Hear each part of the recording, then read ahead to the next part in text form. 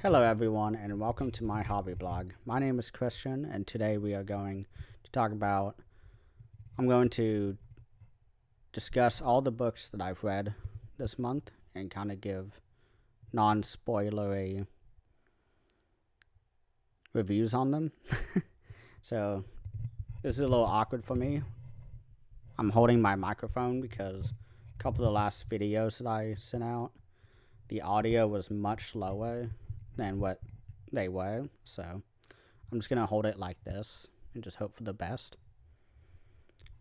So first book that I read was one that I was really excited. I'll put it right here. Was one I was really excited to read, and that was Gideon the Ninth. I've already posted a review on it, but after a few weeks now since I've read it, I've really come to love it. I really like the character work, and I'm really excited to read the next book. I don't want to start it too soon, but at the same time, I really want to get into it. So if you want to know more about my feelings towards this book, then go check out my other review. It's about 10 minutes, I believe. So that was the first book I read.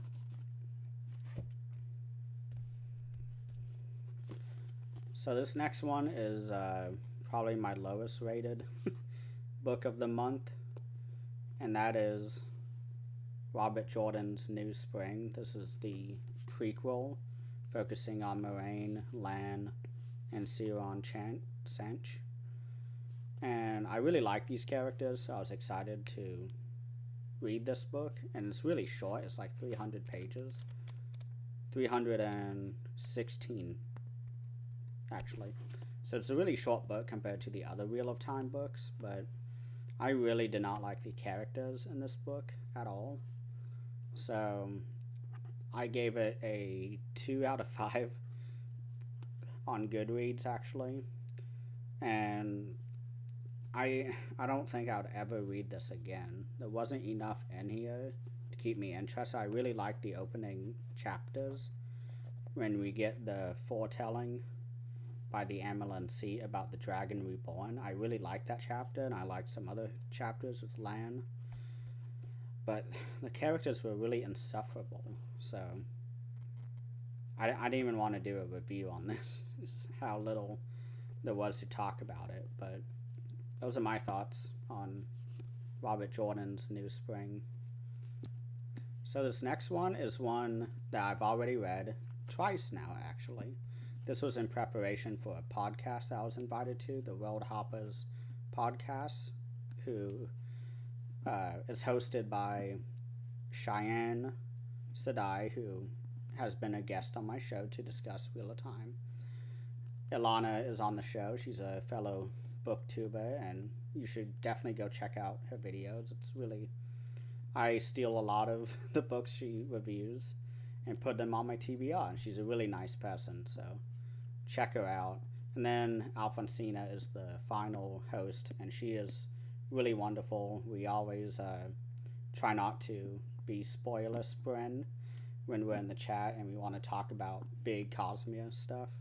So the book that I read next this month was The Well of Ascension by Brandon Sanderson. Again, this was the third time I read this, and it really grated on me this time. I loved it the first time, kind of loved it through the second one, but this time it was really a slog to get to the end, which I maintain is one of the best Sanderson endings. So I lowered it from a 4 out of 5 to a 3 out of 5 on my Goodreads account. So I really like the new side characters. There's 2 in particular I don't like. If you want to know more, then go watch the episode on The Well of Ascension, the no spoiler one. That's the one I appear on. Now, I'm not sure when that comes out, so when it comes out, I'll let you guys know. So yeah, Well of Ascension. Okay, this next one is one that I've been going back and forth on doing a review on. because I just really loved it. It's the best book I've read this year, I think. And that is Jurassic Park by Michael Crichton. I love the movie, of course, everyone does, but I never bothered reading the book. I didn't think I would like it. I think I got it confused with like Stephen King books where people say the movies are better, so I never bothered. And finally, I saw it for 90 cents, I believe. I got this, and you can tell if you look at the pages, it's really old. There's tears right here, all around here. So it's really old. And I finally read it, and I read it all 400 pages in one day because I loved it. It was probably one of the best paced books I've ever read. The writing style is very dry. It's not trying to hold your hand. And it's just different enough from the movies that I really loved it. And I really like the differences between the movies and the book. Because there's a lot of different things that are different. So I'm just going to go into that right now. So welcome back. I have the document open. I have 10 main differences that I noticed right away that I wanted to talk about. First and foremost is the introduction to the story. So in the movies, we start out with, really, creepy, misty atmosphere, and it's them loading the velociraptor into the velociraptor pens, and disaster strikes. In the movie, it just starts with political dialogue around a conference room table,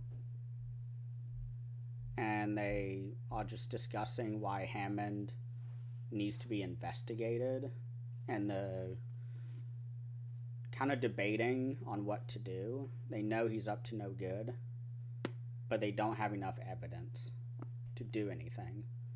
So it's a really interesting dynamic, and I think the differences they made overall from the book to the movie is going for the cinematic feel instead of, the dry scientific but scientific prose that this book has. The second difference, I think, is the big one everyone will notice right away, are the two kids, Lex and Tim.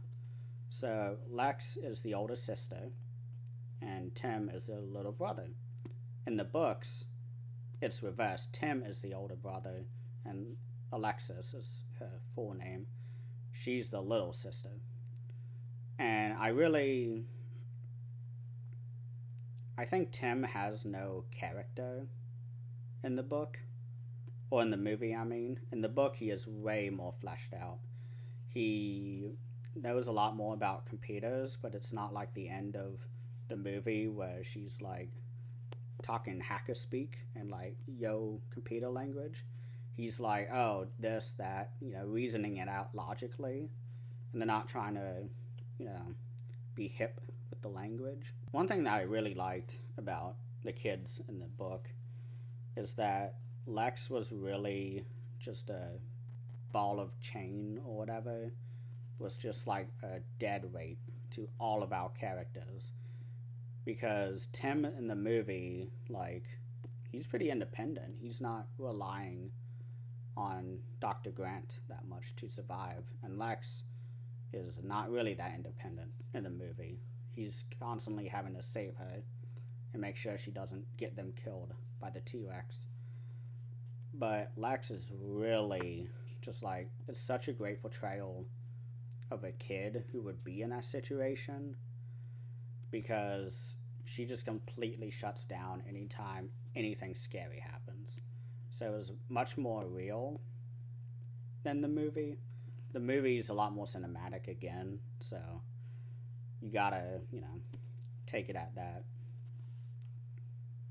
The next one that I thought was the most interesting difference was the grandfather, Hammond, John Hammond, I believe his name is.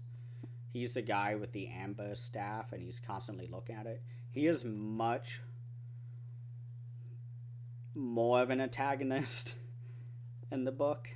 In the movie, John Hammond is, wholesome grandpa who just wants to, show the wonder of dinosaurs to kids. And in the books, he's about the same way, but in the book, you can really tell how naive and ignorant he is. He doesn't listen to anybody. Before we even get on the island of Isla Nublar, everything is falling apart, and he is just refusing to even look at any issues. And to go back on the kids, it's really interesting the introductions compared to the movie, because in the movie they kind of just run out and they're like, grandpa, and like that's the introduction. In the book, they kind of show up and everyone is like, what are they doing here? They should not be here. Oh my god. And Hammond is like, oh, the parents are divorcing. I want them to have a good weekend. Am I such a shitty grandfather? And everyone's just like, fuck. So there's a way different dynamic with Hammond in this book. And that was the most interesting. And I'm not going to spoil the end of the book, but his end is... It was much more satisfying than in the movie, because he did not get off. He did not have any consequences to the problems that he caused and all the deaths that he caused in the movie. So the next one is going to be a big one. It's the T-Rex attack. There is a T-Rex, and there isn't as much of a build-up with the T-Rex in the book. It's a lot more, oh, we have a T-Rex here, and everyone's like, oh, you have a T-Rex, okay, cool. It's not, that dramatic lunch scene where Dr. Grant, played by Sam Neill, he's like, you have a T-Rex. It's none of that. They're like, oh, we have a T-Rex, it's over here. Oh, we don't see it, okay, move on. Kind of like the movies, but Nedry, the big fat computer hacker guy, his character is a lot less prevalent in the book, but he shuts down the gates, of course, turns off all the electricity, so all the animals and dinosaurs run loose. And so the T-Rex gets out of its pen. It's just kind of moving around. It doesn't mess with the cars at all until the lawyer jumps out of the car and just runs away. And he just disappears. And that's when the dinosaur starts to attack, and it's very matter of fact.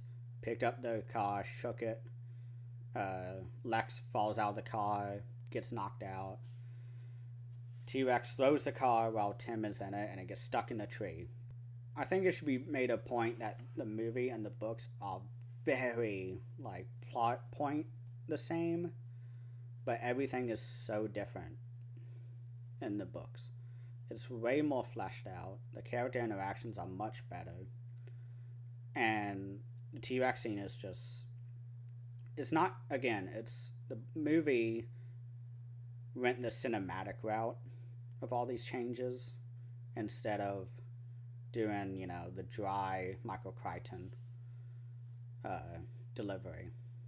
The next difference is Malcolm, who is played by, what's his name? Jeff Goldblum. So he's a little creepy in the movie. In the book, he has no love interest towards Laura Dern's character, Dr. Sadler. He is the mathematician who is just constantly throwing stats and mathematics at John Hammond, be like, oh, it's gonna fail, it's gonna fail, it's gonna fail. Oh, I told you so. And by the end of the book, John Hammond just doesn't even argue with him anymore. He just walks away, plugging his ears, saying, nuh-uh, nuh-uh, while velociraptors are hunting his grandchildren out in the middle of the park, and we haven't seen them in a few chapters. And so Ian Malcolm is... This is what... I like him in the books way more than in the movie. He is way better written. He's not creepy, guy flirting with, Sam Neill's girlfriend, who in the books they're not even like romantically involved.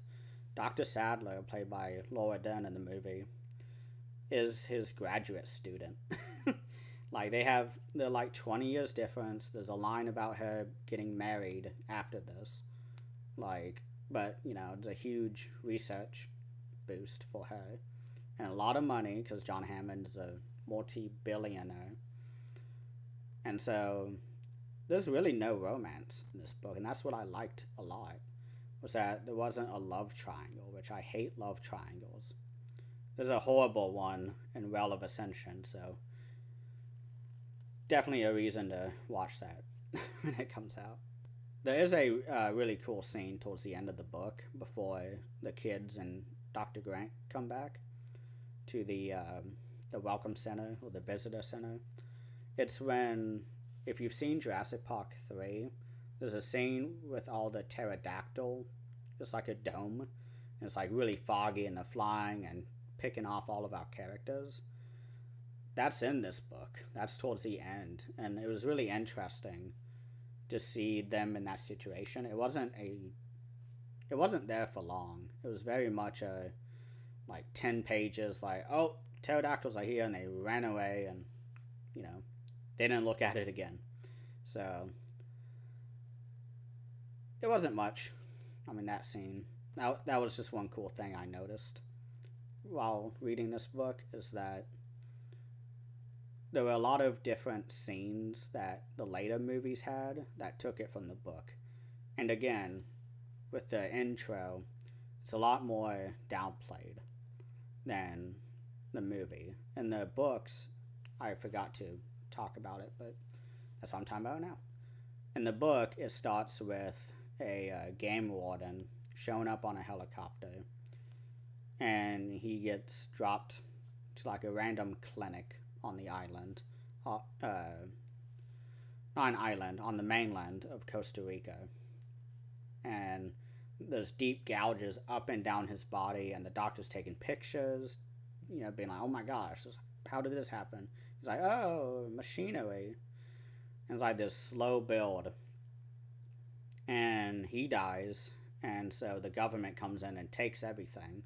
So the doctor has no idea what's going on.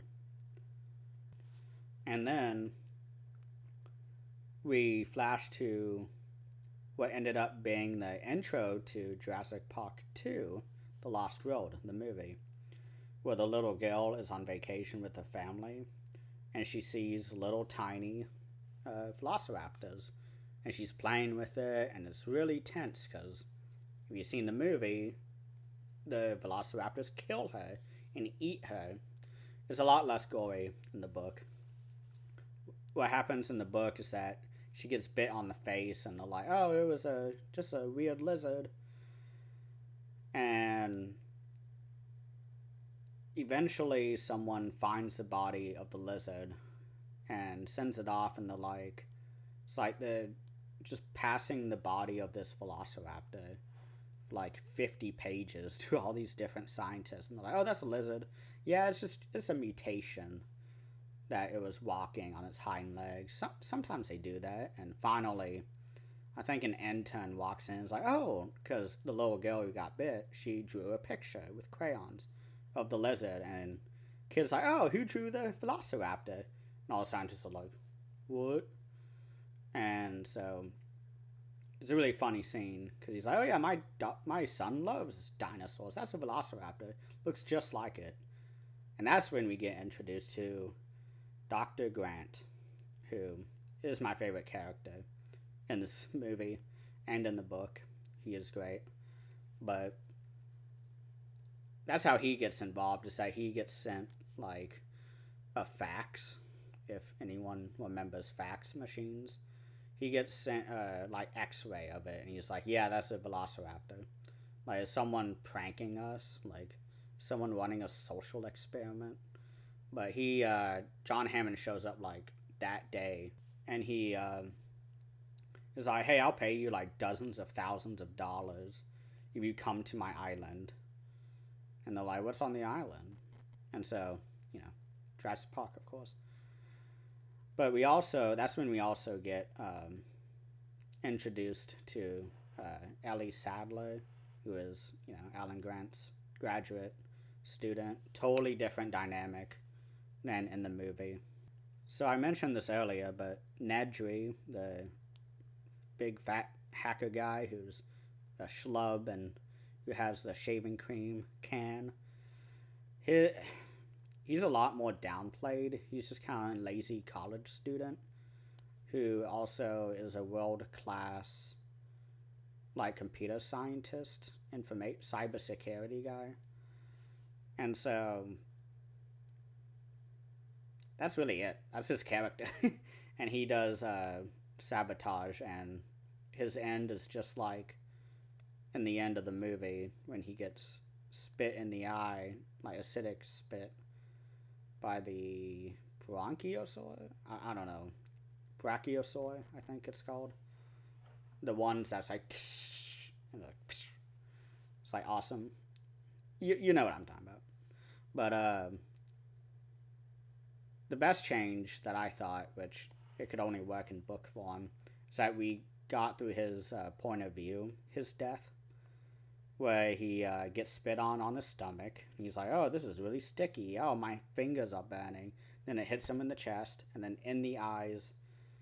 And then he feels like a knife wound, and he reaches down to his stomach and realizes his guts are falling out. And then he feels like the greatest pressure on his head, and the chapter ends because he's dead. And I really liked that chapter. It was a lot more terrifying because in the book, or in the movie, it was a lot like funnier for some reason. But the next difference is that there's a lot more world building going on. You learn a lot more about the characters. And so you get to kind of hear about Jurassic Park from the investor's point of view, which I never knew I wanted to know about. It's a very anti-corporation book, which I really like. It was just a really great book. I don't have too much else to say. I do want to do a commentary track. I happen to have it right there because it's alphabetical on my box sets. But I do want to do a commentary track where I record audio over the movie. I'm not going to show the movie, of course, because my entire channel would get shut down. But I want to record an audio commentary for this and upload it. Because now that I've read the book, I have a lot more to say about the movie now. That was Jurassic Park by Michael Crichton. Okay, so this is the last book that I read for the month. And this was one that I really wanted to read this month and to finish it. Because me and Cheyenne have been doing Wheel of Time. So this is Wheel of Time, spoilers. And this was the book that everyone says is like the last great one for a while. And that was The Lord of Chaos. I'm not going to go too in-depth with this. I'm not going to give any spoilers. I'll just say it's been a day since I finished it. I loved the ending. Everything else was a bit of a slog. And not in a bad way. It was because last book, Fires of Heaven, which part 2 just came out on Monday. So today, as of recording, but when you guys see this video, it'll be Monday, 2 days ago. So you can hear my thoughts there about that book, but there was a lot happening in that book. So I was okay with a lot less going on. But the issue is that this is 1,000 pages. And so I was like I started to feel it. I started to feel a little impatient. Me and Cheyenne are going to record an episode probably next Friday. On April 9th. Yeah, April 9th. I just looked at my calendar. And so you'll get to hear me go a lot more in depth. I'm working on the notes. But I'm really happy that I'm going to take a break now with reading Wheel of Time because I am feeling not... I don't feel sloggy or like tired of the series. I'm more just, I have a lot more series to finish now because of Book Bingo from Fantasy's Reddit, or Reddit's fantasy community. And so overall I liked it, but again, I think overall the little moments that made the book really good did not balance out the 700 pages of character work, which I enjoy. I'm trying to stay positive, but those were 5 books that I read this month. And this is really exciting, actually, because this Friday will be 1 month of this channel being out. So I hope you guys enjoyed this video. Let me know what you read this month. And I have a Discord channel or server now, so go into either my Instagram or the description, and I'll have the Discord link there now. So hope you guys enjoy this video, and I hope you have a great rest of the day.